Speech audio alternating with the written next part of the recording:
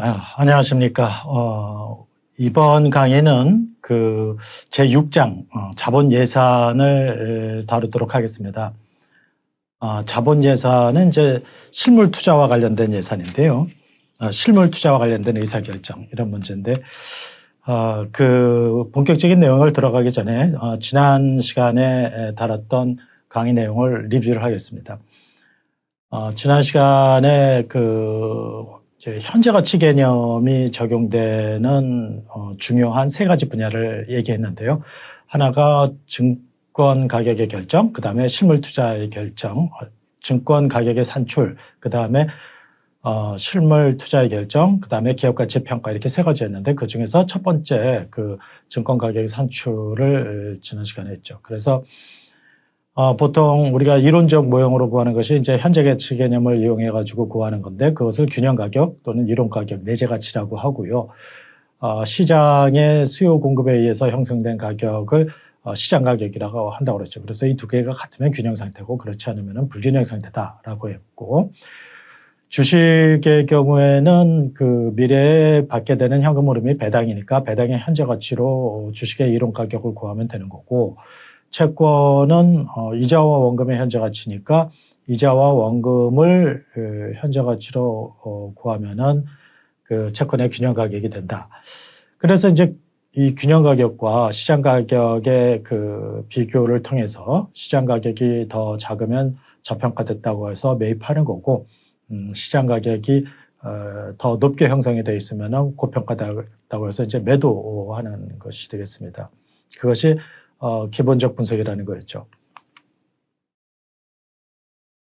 이번에는 현재 가치 개념이 적용되는 두 번째 중요한 분야로서 실물 투자와 관련된 의사결정을 다루는 겁니다. 그래서 이 실물 투자의 중요성을 먼저 파악을 하고, 그 다음에 실물 투자를 하기 위한 의사결정 과정을 자본 예산이라고 하는데 그 절차를 이해하도록 하겠습니다.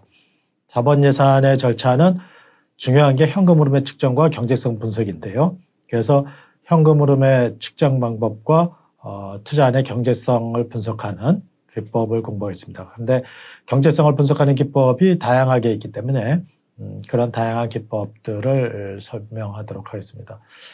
그런 분석 기법들의 특징과 장단점도 비교하겠습니다. 그래서 학습 목차도 그 순서에 맞춰서 실물 투자의 중요성, 그 다음에 자본 예산의 절차, 현금 흐름의 측정, 그 다음에 투자안의 경제성 분석 이렇게 정했어요. 그래서 이 순서대로 강의를 진행하겠습니다. 자, 먼저 실물 투자의 중요성을 살펴봅시다. 우리가 경영자라고 하면은 두 가지 의사결정을 항상 해야 돼요. 하나가 좋은 투자안을 찾아내는 것, 그리고 또 하나는 그 투자를 수행하기 위한 자금을 조달하는 것, 이런 겁니다. 그래서 재무관리의 기능이 대차대조표를 중심으로 차변의 투자 결정, 대변의 자본 조달이라고 했죠. 그래서 차변의 투자 결정과 관련된 것이 지금 실물 투자의 결정이에요. 그래서 삼성전자의 대차대조표 차변과 현대자동차의 대차대조표 차변의 구성 내역이 다르죠. 그것은 경영자가 투자한 분야가 서로 다르기 때문에 그런 거죠. 그리고 각각 대차대조표의 대변도 다르다 이거예요. 그래서 자본 비율이 그러니까 부채 비율이 다른데 자본 구조가 다르다는 거죠. 그래서 이 역시 자본을 주식으로 조달할 거냐 부채로 조달할 거냐 하는 것을 다루는 두 가지 내용이 되겠습니다. 그래서 경영자는 이제 항상 이 두 가지 의사결정을 다뤄야 되는 거죠. 우리가 보통 이제 경영학의 내용하고 이제 행정학의 내용이 좀 비슷한 부분이 있어요. 그래서 재무관리가 있으면 재무행정이 있고 인사관리가 있으면 또 인사행정이 있고 이런데 중요한 차이는 경영학은 자본 조달과 투자 결정을 두 개를 동시에 한다는 거예요. 돈을 쓰는 것, 자금의 운용을 하는 것과 자금을 조달하는 것을 같이 한다는 거죠. 행정학은 자금 조달은 안 하죠. 이 쓰는 것만 한단 말이에요. 그러니까 자본은 조달은 세금으로 걷어들이면 되니까 그래서 행정학에서는 대개 차변의 내용, 어떻게 돈을 쓸 거냐는 것이 그 관심사고, 이 돈을 어떻게 조달해야 될 거냐 하는 것보다는 그 쓰는 것에 대해 관심이 더 많은 편이죠. 그런 점이 이제 그 차이라고 할 수 있습니다.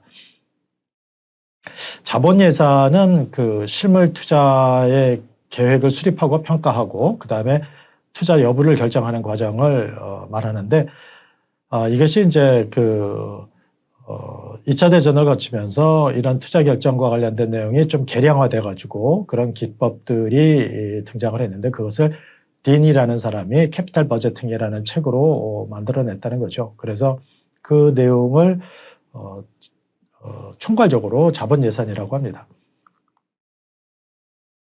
이 실물 투자가 이렇게 이제 중요하게 된 이유가 뭐냐는 것인데, 이제 투자 효과가 장기간에 걸쳐서 기업에 영향을 준다는 거예요. 그러니까 만약에 우리가 기업에서 뭐 포스트잇을 어느 걸로 살 거냐라든가 아니면은 컴퓨터를 어떤 걸 살 거냐, 뭐 이런 거는 그 자본 예산이라고 안 합니다. 그런 거는 그냥 운영자금, 유동자산을 관리하는 거죠.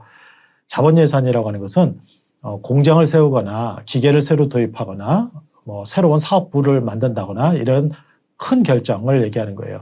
그래서 그런 자본 예산은 그 실물 투자의 규모가 크기 때문에 그 효과가 장기간에 걸쳐서 기업에 영향을 주고 그래서 중요하다.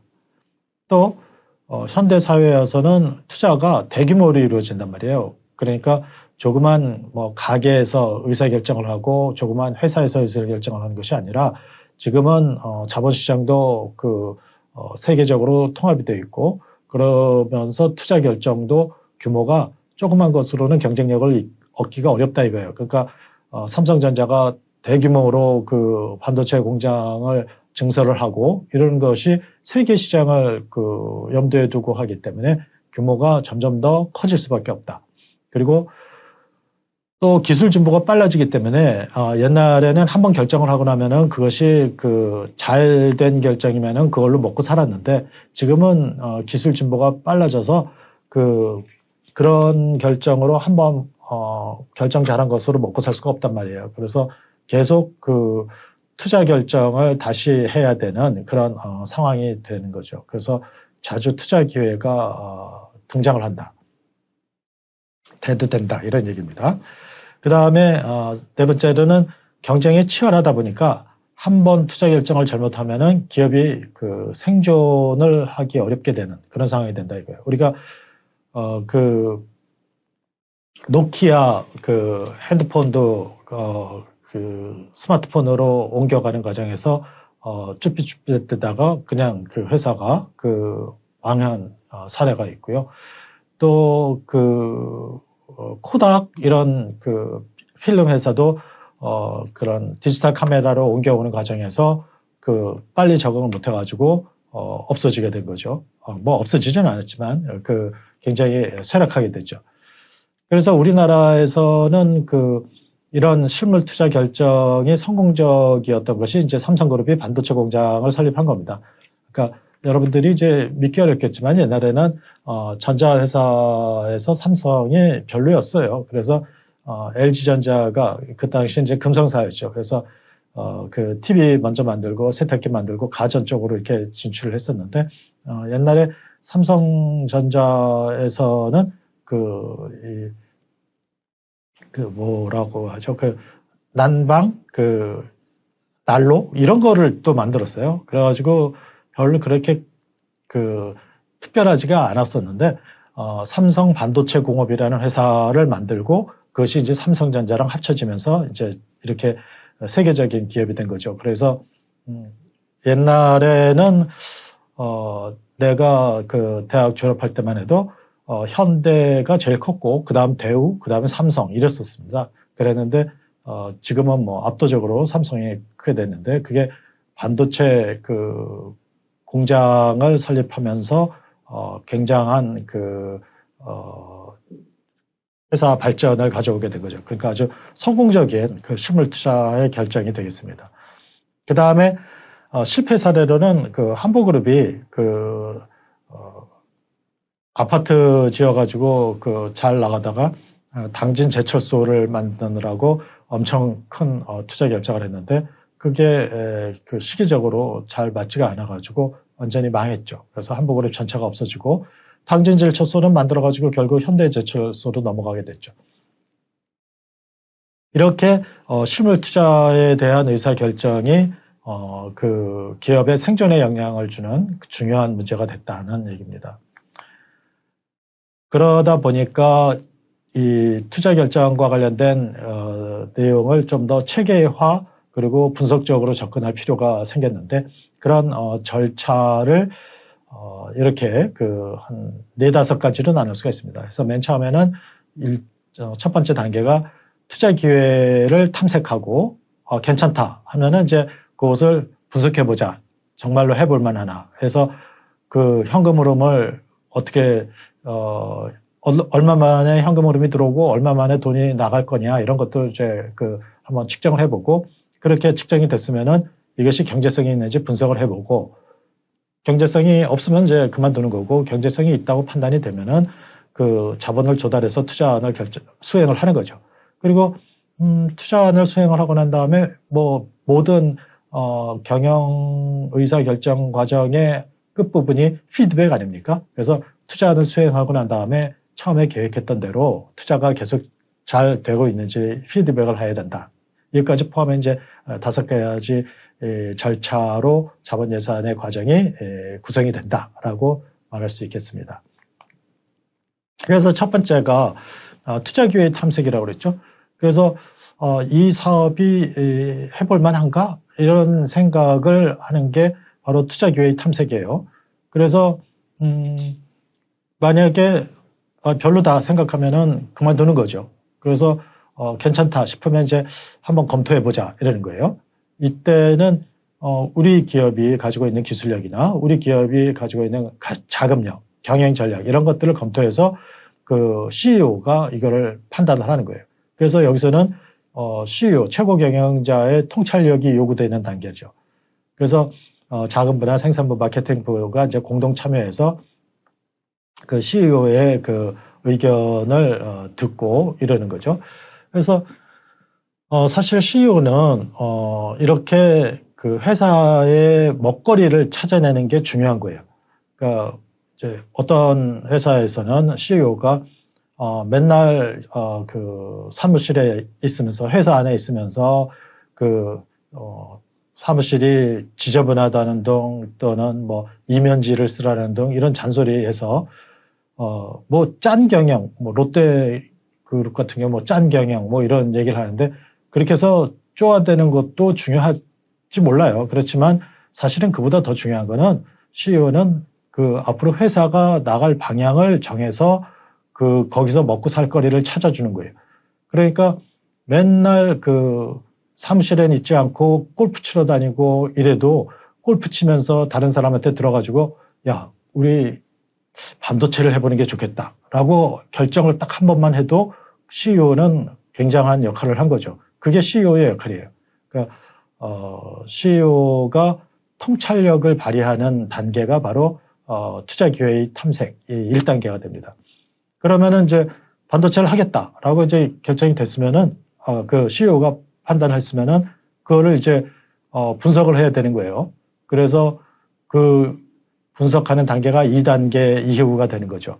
그래서 구체적인 투자안을 찾아서 현금 흐름을 측정하는 거예요. 그래서 이 투자를 하게 되면은 반도체를 하게 되면은 투자 비용이 이렇게 든다. 그리고 이후로도 계속 이렇게 든다라고 하는 거죠. 그거를 현금 유출로 하고 반도체가 앞으로 산업의 어떤 역할을 비중을 차지해서 매출이 이렇게 늘어날 거며 그리고 또 어떤 기계를 도입했을 때는 또 비용이 절감될 수도 있죠. 그런 거는 이제 현금 유입이 되는 겁니다. 그래서 현금 유출과 현금 유입을 이제 전문가가 분석을 하는 거죠. 2단계부터는 이제 전문가의 분석력이 요구되는 거예요. 1단계에서는 CEO의 통찰력이 요구되지만 그래서 현금 흐름이 측정이 되면은 그 다음에 투자안의 경제성을 분석을 하는 겁니다. 그래서 측정된 현금 흐름이 뭐 첫 해에 얼마 나가고 둘째 해 얼마 나가고 셋째 해 얼마 나가고 앞으로 돈이 얼마 들어올 거고 앞으로 계속 이렇게 될 거다. 뭐 이런 현금 흐름이 예상이 되면은 쭉 더해서 현금 흐름이 더 현금 들어오는 게 현금이 나가는 것보다 더 많다. 그럼 하자. 이렇게 하는 거는 화폐의 시간 가치를 고려하지 않는 거잖아요. 그래서 그런 거는 이제 뭐 그것도 대략적인 그 투자안의 경제성을 분석하는 한 방법이 되어서 이제 전통적 기법이라고 하고 우리가 화폐 시간 가치가 그렇게 중요하다고 그랬잖아요. 그래서 화폐 시간 가치를 고려해서 그 분석하는 기법이 바로 이제 현금 흐름 할인법, 그래서 DCF법이라고 합니다. Discounted Cash Flow Method라고 해가지고, 그래서 2단계에서 현금 흐름이 똑같이 측정이 돼도 3단계에서 어떤 경제성 분석 기법을 적용하느냐에 따라서 경제성이 있기도 하고 없기도 하고 그래요. 그러니까 그것은 그 경제성 분석 기법의 장단점이 있으니까 그것을 감안해서 이제 판단을 하면 되겠죠.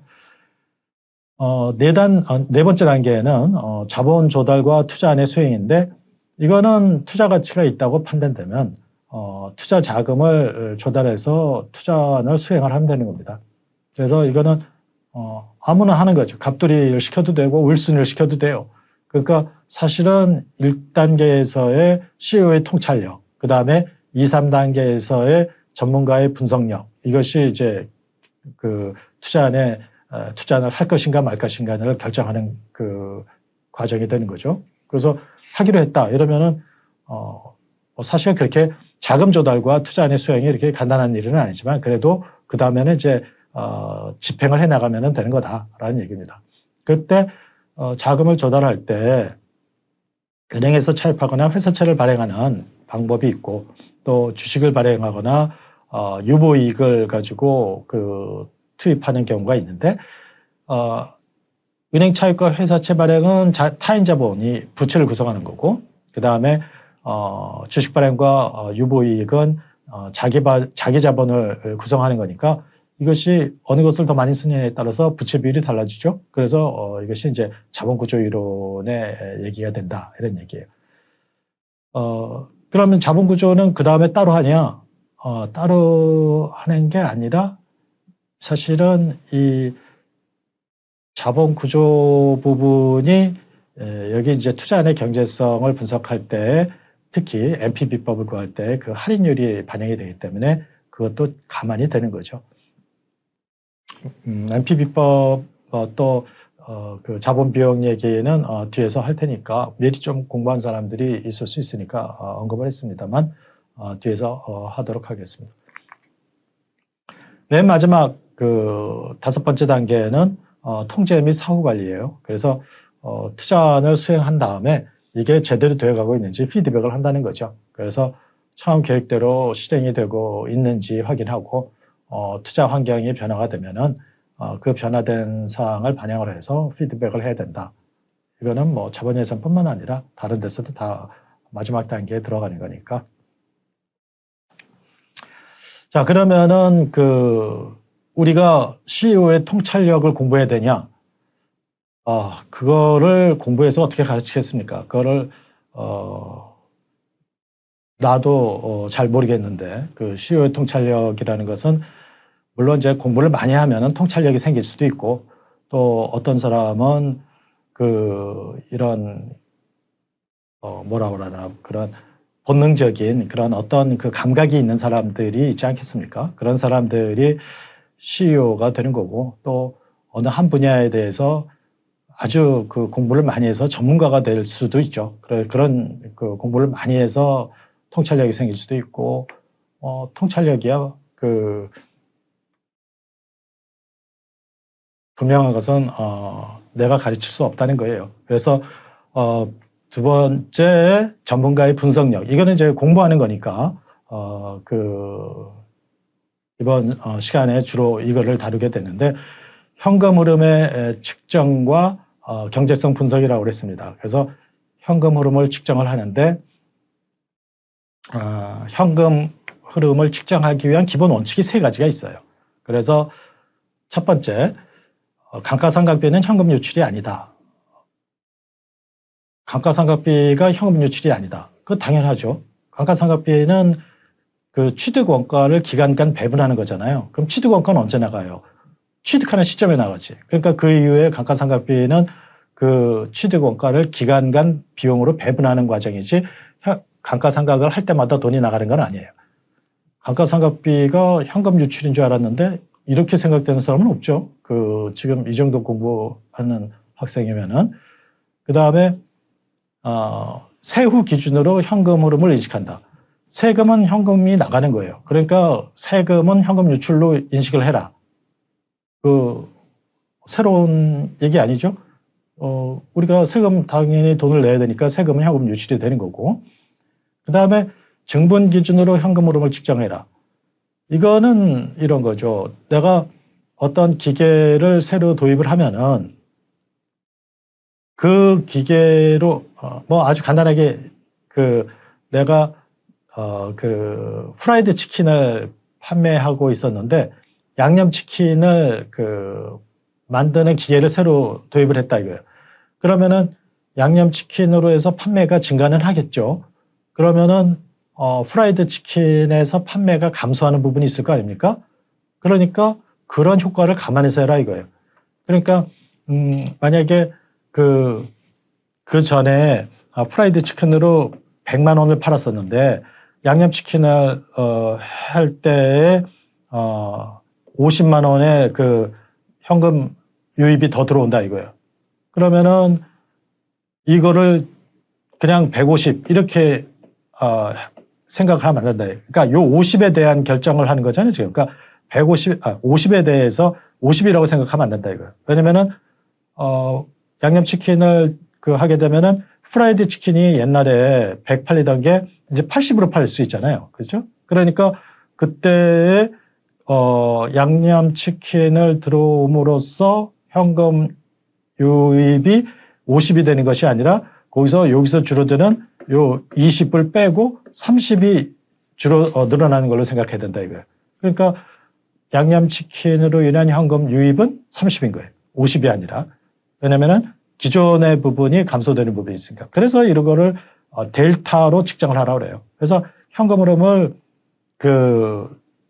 델타 C 이런 식으로 표현을 하는 것이 바로 증분 기준으로 측정하라는 의미를 담고 있는 겁니다.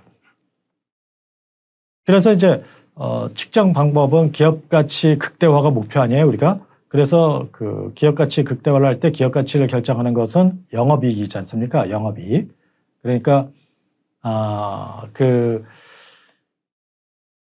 손익계산서에서 영업이익도 순이익도 있는데 그 순이익은 자기자본가치 극대화를 목표로 할 때 쓰는 거고 기업가치 극대화를 목표로 할 때는 영업이익을 쓰는 거란 말이에요. 그래서 영업이익을 측정을 해야 돼요. 그런데 재무관리에서는 이익이 아니라 페이퍼상의 이익이 아니라 그 현금 흐름을 중요시한다고 그랬지 않습니까? 그래서 영업이익에 해당하는 현금 흐름 그것이 재무관리에서 영업현금 흐름이라고 그래요. 영업현금 흐름. 그것을 OCF라고 합니다. OCF. 그래서 Operating Cash Flow.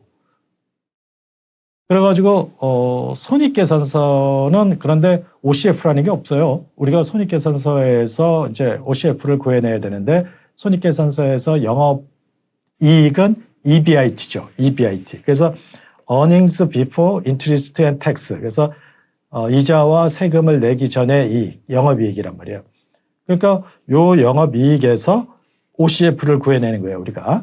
그래서 그 측정을 어떻게 하냐면은 영업 현금 흐름을 구하는 이제 두 가지 방법이 있어요. 하나가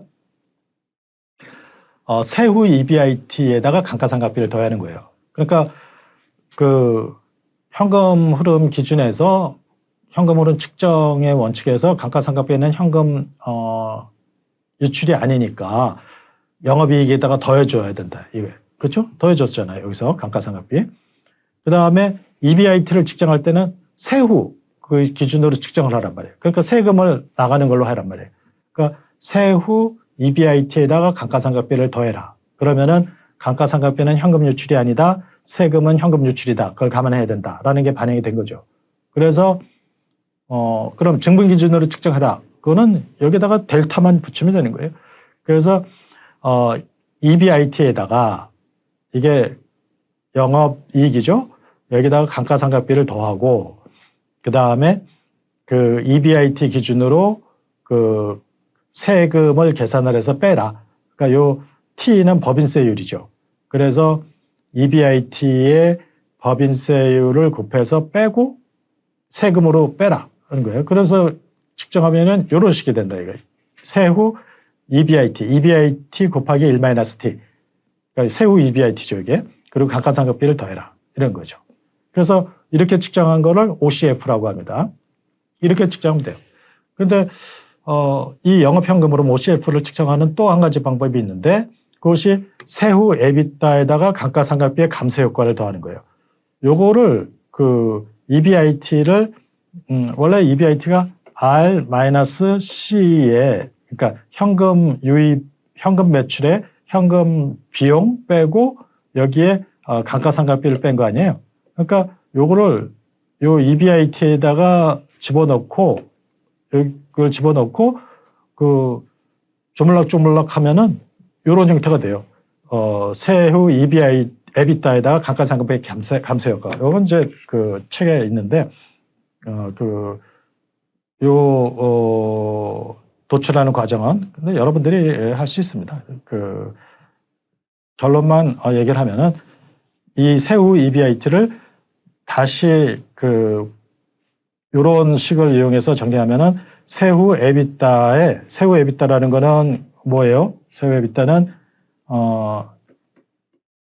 EBITDA의 1-T 한 게 세후 EBITDA죠. 여기에다가 감가상각비 감세 효과는 T에다가 감가상각비 DP예요. 그러니까 EBITDA는 요겁니다. 요거 R-C 요거를 EBITDA라고 그래요. 그러니까 EBIT는 Earnings Before Interest and Tax였잖아요. DA는 Depreciation and Amortization. 그래서 유무형 자산에 대한 감가상각비를 말해요. 그러니까 Before Interest니까 Before Interest and Tax 그리고 Depreciation and Amortization 하면은 요 R-C를 얘기하는 거예요. 요게 EBITDA예요. 요게. 그래서 그 EBITDA를 1-T를 곱해. 그럼 세후 EBITDA가 되고 거기에 감가상각비 감세 효과를 더해. 그리고 감가상각비 감세 효과는 비용은 뭐든지 감세 효과가 있어요. 그래서 이미 공부한 사람들도 있겠지만 그 뒤에 이자 비용의 감세 효과 얘기가 이제 자주 나올 텐데 자본구조 이런 쪽에서는 그것은 그 이자 비용에다가 법인세율을 곱한 거예요. 감가상각비도 비용으로 인정이 되지 않습니까? 그러니까 요 DP 감가상각비 depreciation 감가상각비에다가 T를 곱하면 그만큼 감세 효과 세금을 덜 나가게 해준 효과가 있다. 그거는 뭐든지 있으니까 비용의 감세 효과는 그러니까 내가 만약에 그 비용을 100만 원 썼다. 그럼 100만 원에 내가 내는 세금이 뭐 30%다. 이러면은 30만 원이 100만 원의 비용을 지출하는 덕에 30만 원의 세금이 덜 나가게 된다 이거예요. 그래서 영업현금 흐름을 이렇게 측정할 수도 있습니다. 그러니까 세후 EBIT에 감가상각비를 더하거나 세후 EBITDA에다가 감가상각비 감세 효과를 더하거나 똑같아요, 값은. 그게 다르게 나오면 틀린 거예요. 계산을 잘못한 거예요. 같게 나옵니다. 그래서 우리가 측정하려는 건 이거예요. 이거 그 영업현금 흐름.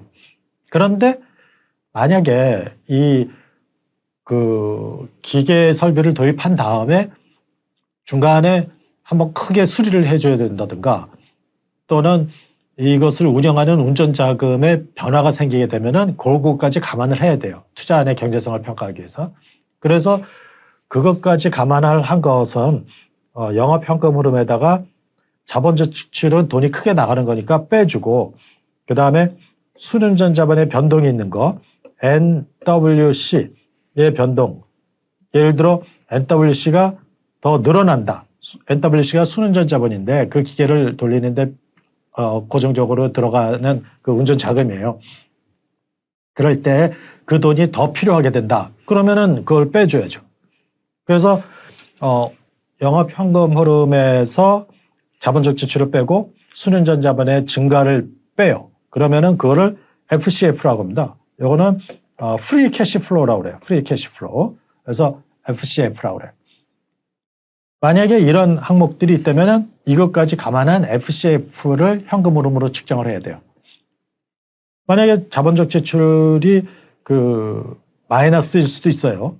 일부를 뭐 잘라서 판다든가, 뭐 현실적으로는 별로 없을 것 같은데 뭐 이론적으로는 있을 수 있어요. 그러면은 그 자본적 지출이 마이너스가 되니까 그건 더해줘야 되고, NWC 증가가 아니고 NWC 감소가 된다. 그럼 그것도 이제 더해줘야 되죠. FCF. 그러니까 기본으로는 영업 현금 흐름을 측정을 하는 거다.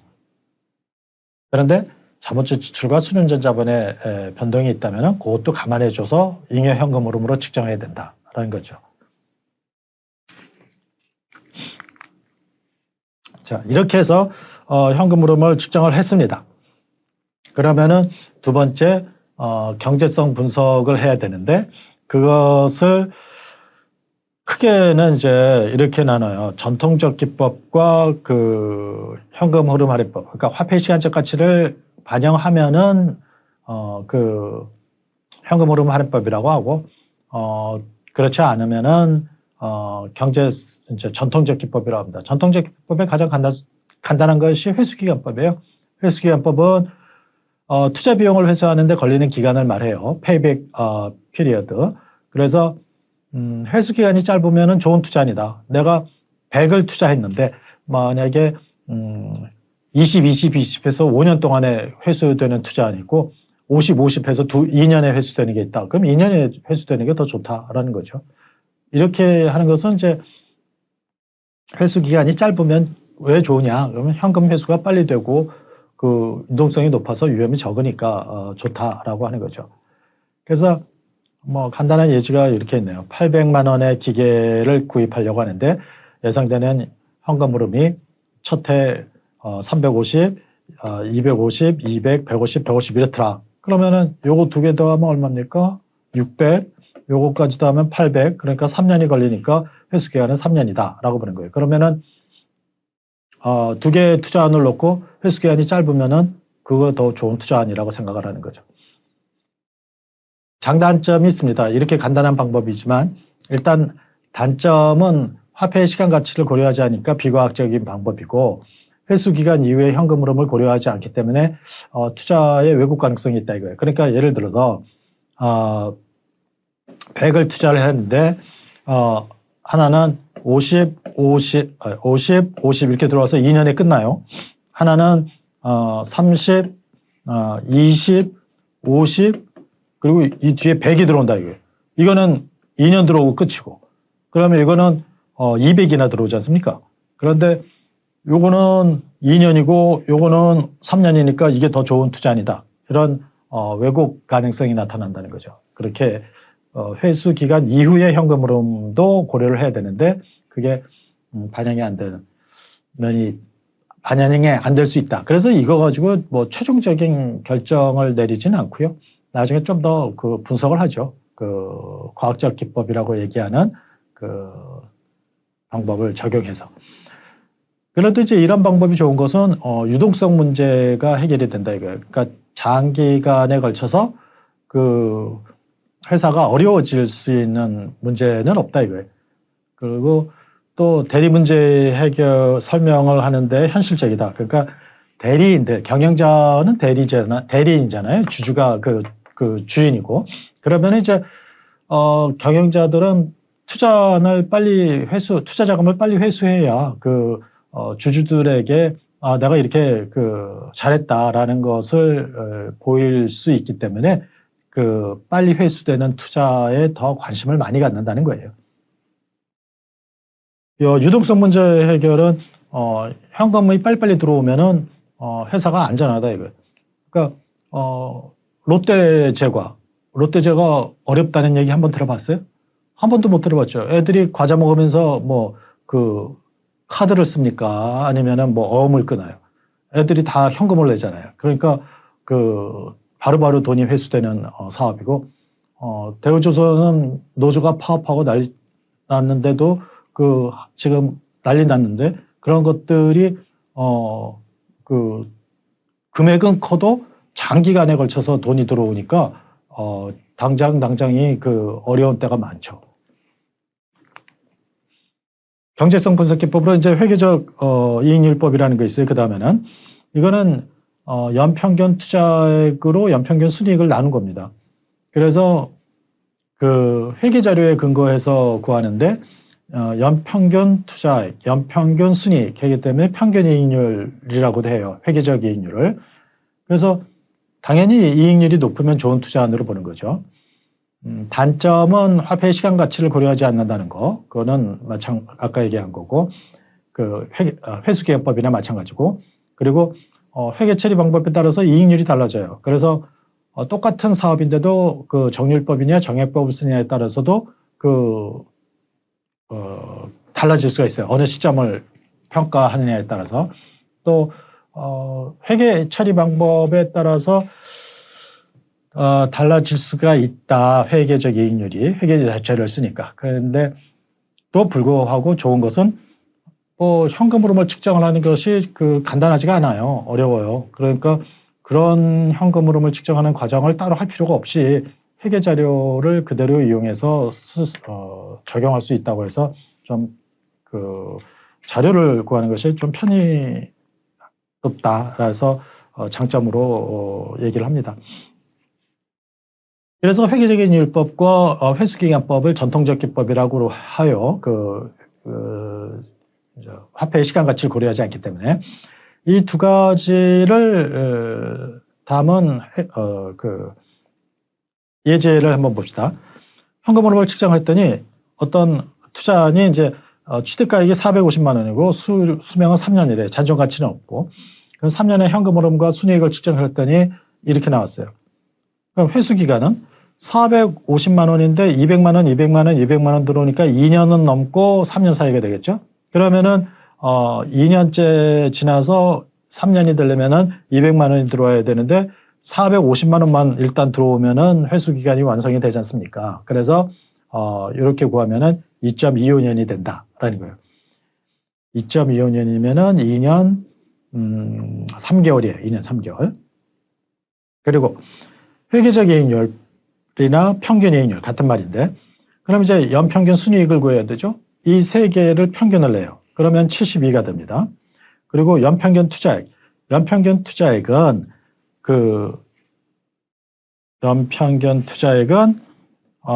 투자 금액에다가 잔존 가치를 더해서 나누기 2를 해요.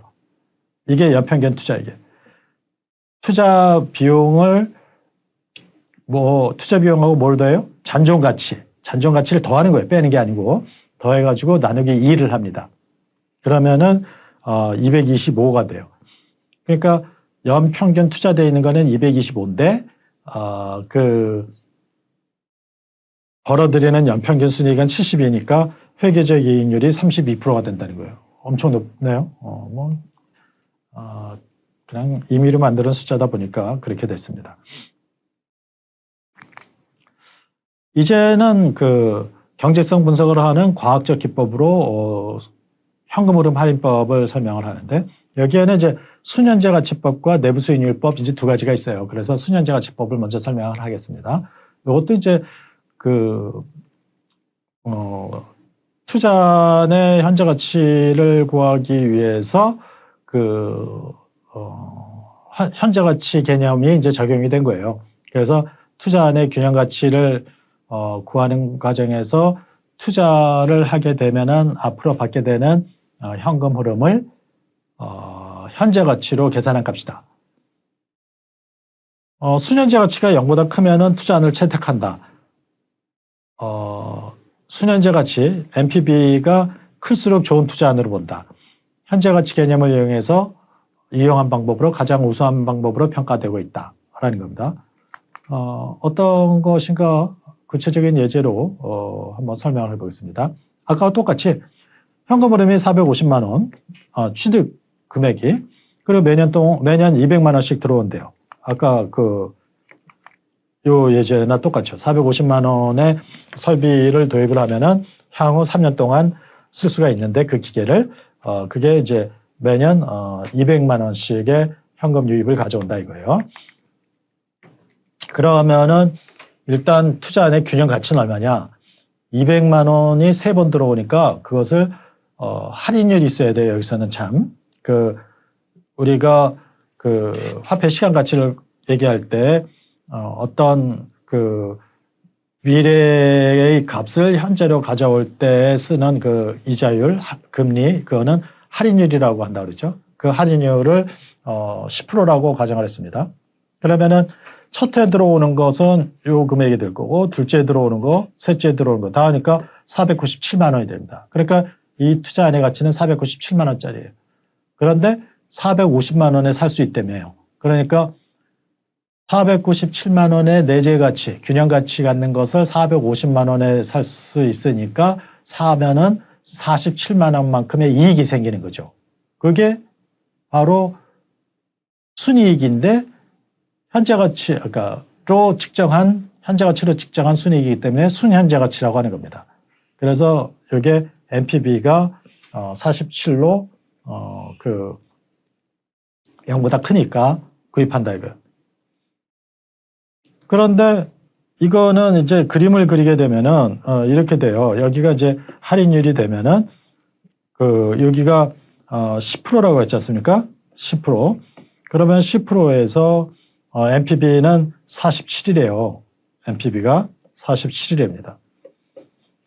그러면은 이것은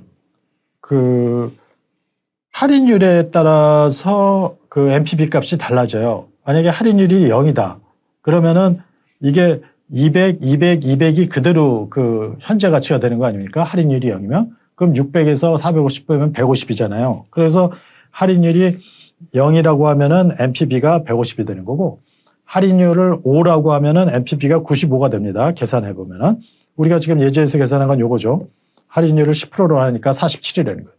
할인율을 15%로 하면 이제 작아지고, 할인율을 16으로 하면 제로가 되고, 16 정도가 제로가 되고, 25가 되면은 마이너스가 돼요. 왜? 할인율이 커지니까 투자안의 현재 가치는 점점 더 작아지니까 그렇게 되죠. 그래서 이걸 그림을 그리면은 이런 식이 된답니다.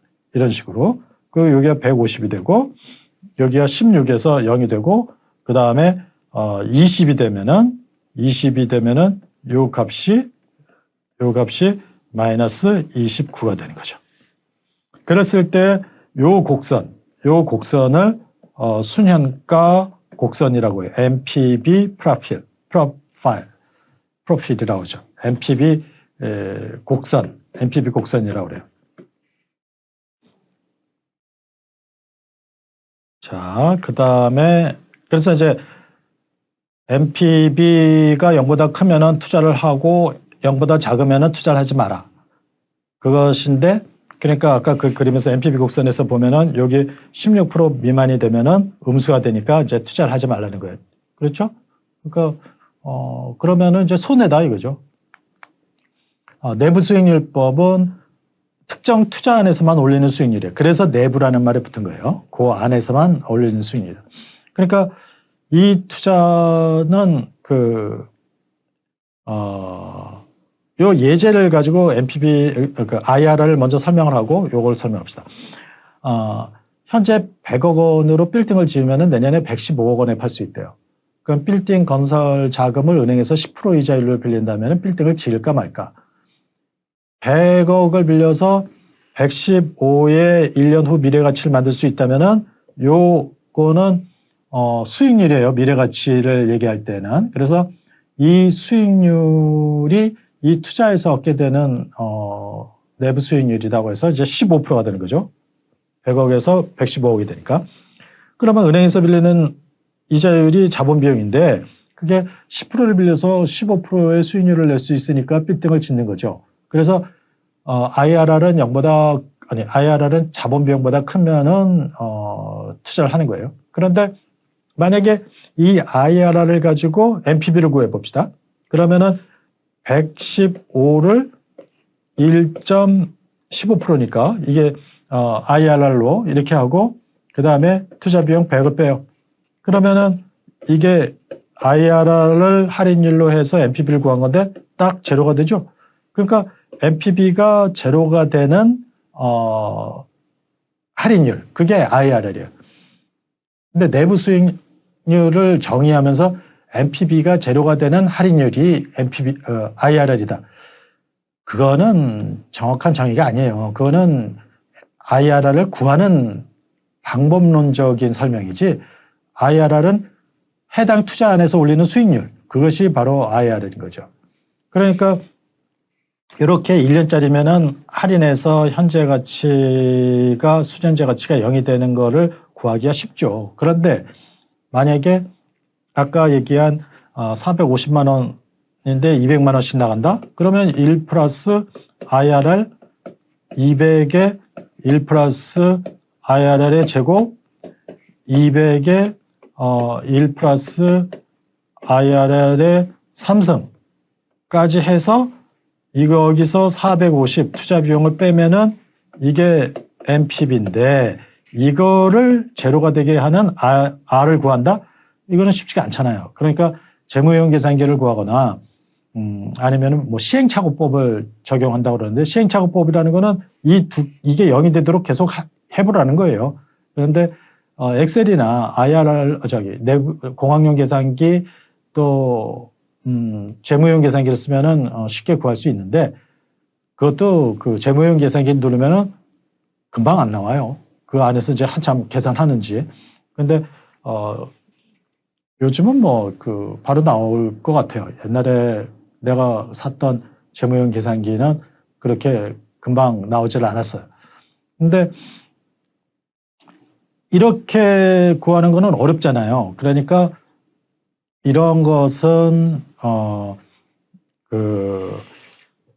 직접 이렇게 우리가 다룬 예제처럼 눈으로 확인하기가 어려워서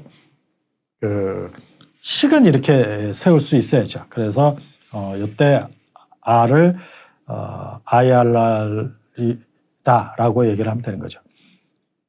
그래서 이제 내부 수익률이 자본 비용보다 높으면 투자를 한다라는 건데, 요거는 이제 현재 가치 개념보다는 약간 미래 가치 개념을 이용한 거죠. 그렇죠? 미래 가치 개념.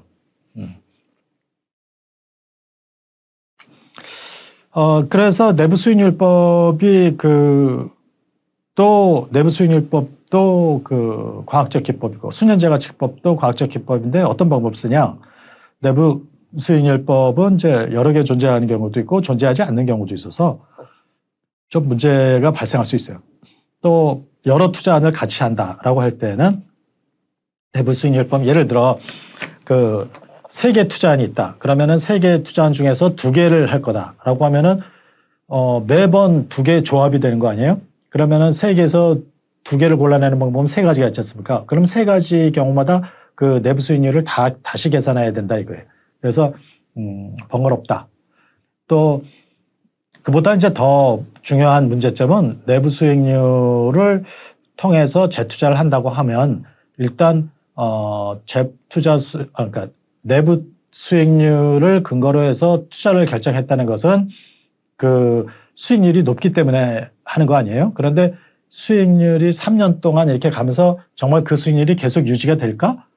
안 되기 쉽다 이거예요. 왜냐면은 1년 지나면 벌써 경쟁 기업이 등장을 해가지고 그 처음에 예상했던 높은 수익률을 계속 유지하기가 어렵다 이거예요. 그래서 재투자 수익률을 내부 수익률법은 재투자되는 수익률을 내부 수익률이 계속 유지된다고 가정하고 있기 때문에 약간 낙관적으로 보는 거다, 현실적으로. 그래서 비합리적이다라고 하는 거죠. 그래서 수년제 가치법이 더 좋은 방법이다라는 얘기입니다.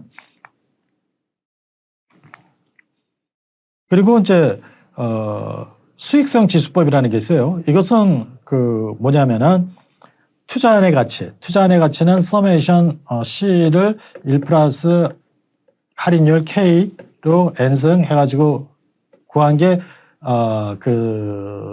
투자안의 가치예요. 그러니까 200만 원, 200만 원, 200만 원 3번 들어오는 것에서 현재 가치 구한 거. 투자 비용은 C0예요. 지금 돈 나간 거. 이렇게 나눈 것을 PI라고 해요. Profitability Index. 그래서 아까 요게 497이라고 했죠. 그 위에. 그리고 밑에가 450이라고 그랬죠. 그럼 이거는 1보다 크죠. 그러니까 1보다 크면은 경제성이 있는 거예요. NPV가 0보다 크면은 수익성 지수는 PI는 1보다 큰 게 되는 거죠. 그래서 우리가 보통 그 예비 타당성 분석 얘기를 많이 들을 거예요. 이제 정부의 그 공공사업 할 때 예비 타당성 분석 하잖아요. 그럴 때 수익성 지수, 비용 편익 지수가 1보다 커야 투자를 한다. 뭐 이런 얘기를 하는데 그런 비용 편익 지수라는 것이 이제 재무관리에서 쓰는 수익성 지수를 가져다 쓴 겁니다. 그래서 이거는 결국 어떤 방법이 수익성 지수를 산출하는 과정이 되는 거예요. NPV법이죠, 그렇죠? NPV법은 분자에서 분모를 빼서 NPV를 구하는 거고, PI는 분모 나누기 분자 해가지고 투자 비용으로 투자 안의 가치를 나눠서 구하는 겁니다.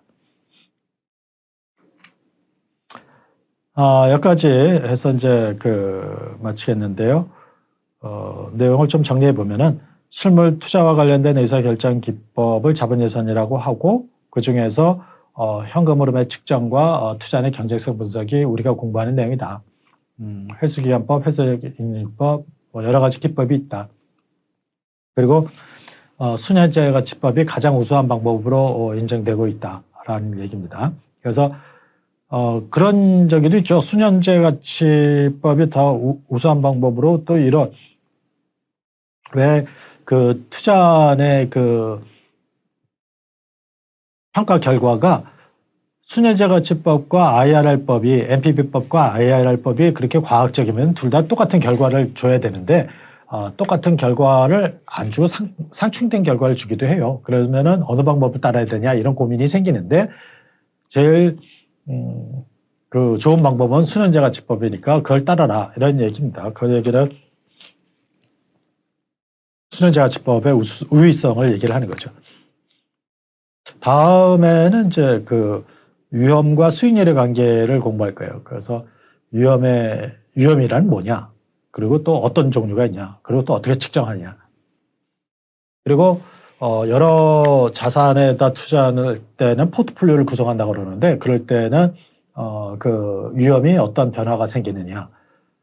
또 위험 중에서도 이제 체계적 위험, 비체계적 위험을 구분해서 살펴볼 건데 그 중에서도 체계적 위험이 중요하다. 그것을 수익률의 관계, 체계적 위험과 수익률의 관계를 공부를 할 겁니다. 그것이 이제 CAPM이죠. 우리가 잘 알고 있는 많이 얘기를 하는.